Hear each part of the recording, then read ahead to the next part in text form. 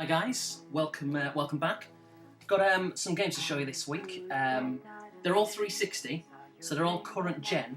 Now I have actually bought some PS1 games as well, so I've kind of I'm going a little bit retro again, which is cool. But I'm really, picking out the ones that I want rather than going and just getting random stuff. So they will, I imagine, start arriving next week, which is good. But for now, let me just show you the 360 games I've got. And like I say, there's 12 altogether, and I got them all from I think all but one from the Amazon warehouse website, which is basically where games are sent back if someone opened them and they didn't want it, or maybe it's like an overstock, that kind of stuff. So I don't know if they've got it in the UK. I can't remember it. I'm sure they probably do now, but definitely in the US they've got that. And basically the games are much cheaper. Generally, you have to shop around a bit, obviously. But for example, the first one I got, Wolfenstein, or Wolfenstein, however you want to pronounce it. Now this looks kind of really interesting. I saw this on, I think it was COD 2 fan. He picked it up. I think it might have been someone else. If it was, sorry about that. But I think it was COD 2 fan, and it looked really good. And I like the whole kind of Nazi zombie things from COD World at War.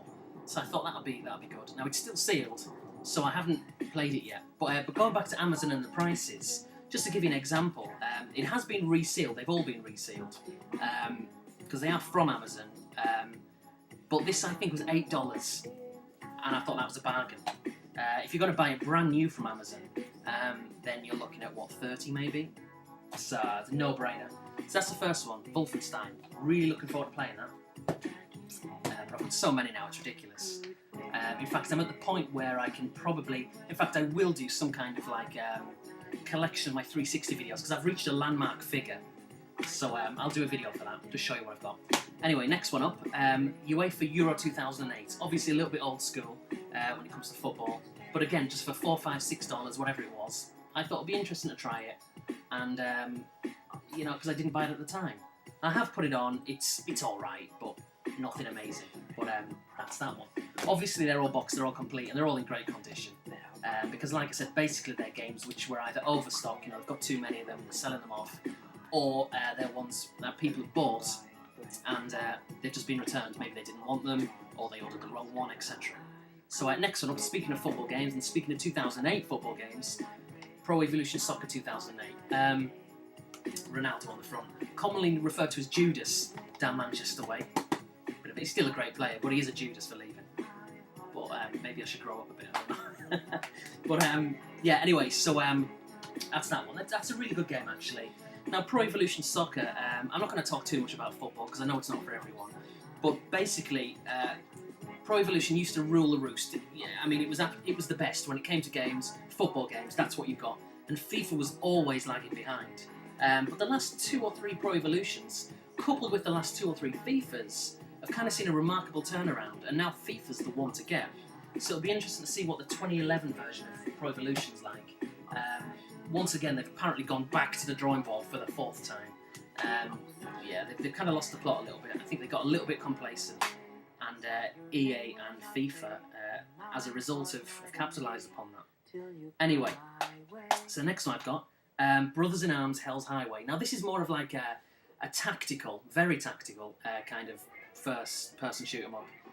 You've really got to watch what you're doing, because it's kind of realistic, quote-unquote. So yeah, looking forward to playing that one. Again, I have had it before, but yeah, just got rid of it. Next one I've got, again, it was really cheap. And the majority of these were maybe between, say, $5 and... I think the most expensive one was $30, but that's kind of a one-off because it's a relatively new game. But all the others, I think the most expensive one was maybe $14. So cheap as chips. Next one up, Fracture.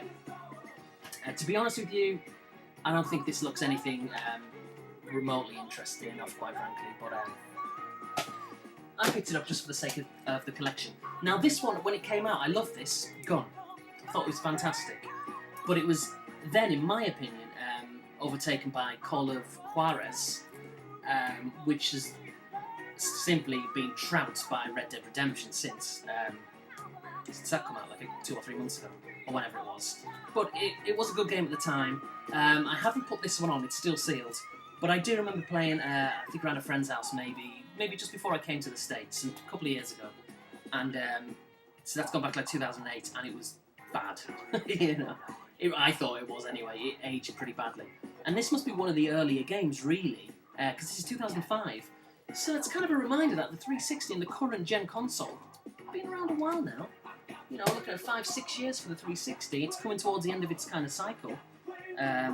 You'd have thought. So next one up, I'm a huge Street Fighter fan. This isn't Street Fighter, but it's a 2D beat 'em up. King of the Fighters 7 or 8. Anyway, no, 7. Yeah, I think. Looking forward to playing this one. Now, in the past, whenever I've played King of Fighters, I've never really got to grips with it because I'm such a kind of a staunch Street Fighter fan. But looking forward to giving this one a crack. It looks really good. Now, I've played this a few times, got a few achievements. It's fun, but it's nothing too exciting. The official Ghostbusters game. It's got the original guys doing the voice acting, which is kind of cool. Yeah, it's nothing to be taken too seriously. It's just a bit of fun. It seems quite easy, actually. But yeah, $6. You just can't go wrong. The next one, now I had the original when it came out, MotoGP 06, and it was one of them games that I hated, but I liked. It's like I wanted to like it, and I think the reason why I hated it was because it's really hard. It's a simulation, and you've literally, if you're expecting to put it on, hold the accelerator and just go around all the corners, forget it. Not going to happen.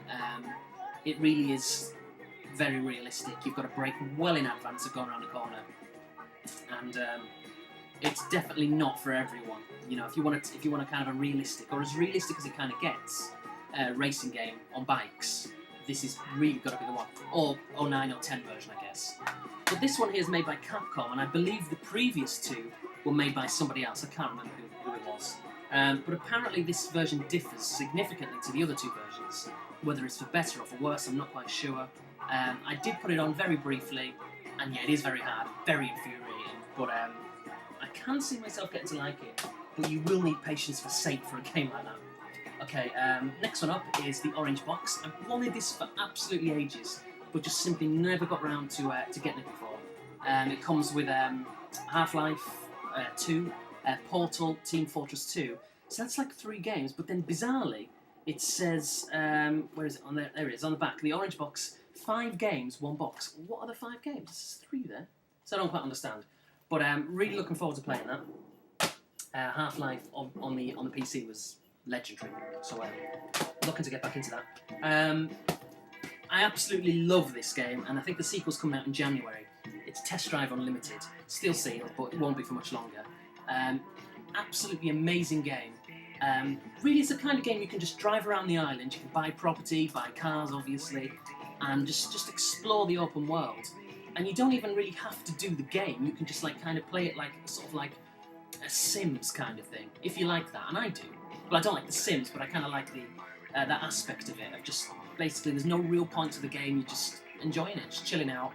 And this is exactly what that is. You can just adhere to all the rules, the traffic rules, stop at the traffic lights like everyone else, and just go off at a leisurely pace. I just think it's amazing, an amazing game, and I can't wait for the sequel to come out, which I just think is going to be epic. I really do. So I advise everybody to pick this up. Test Drive Unlimited for 360. You'll probably get it for maybe I still think it's kind of pricey. Maybe a tenner in pounds, because you're looking at a minimum really of sort of $16 in the US. It's generally how much it goes for, and it's been out like 3 years now. 4 years, but it's still a very good game. It still looks fantastic. And last but not least is a relatively new game. It's Singularity. It's a first-person shooter with a bit of a twist. You can kind of go back in time. Well, not literally go back in time, but you can make objects go back in time. It sounds pretty complicated or pretty stupid, but it works really well. I didn't think I'd like it because I definitely saw mixed reviews about it, but I thought I'd pick it up at $25 or whatever it was, and as soon as I nearly bought it for like $60 when it came out, like 4 weeks, 5 weeks, 6 weeks ago, whatever it was. So I'm not saying it's not worth full price, but I'm glad I paid like $25 for it. But I do think it's worth $25, and I'm really into it at the moment. I thoroughly recommend it. So there we are, guys, wrapping it up within 10 minutes rather than the allotted 15. There we go, 12 more for the collection. Thanks for watching. Take care. See you later.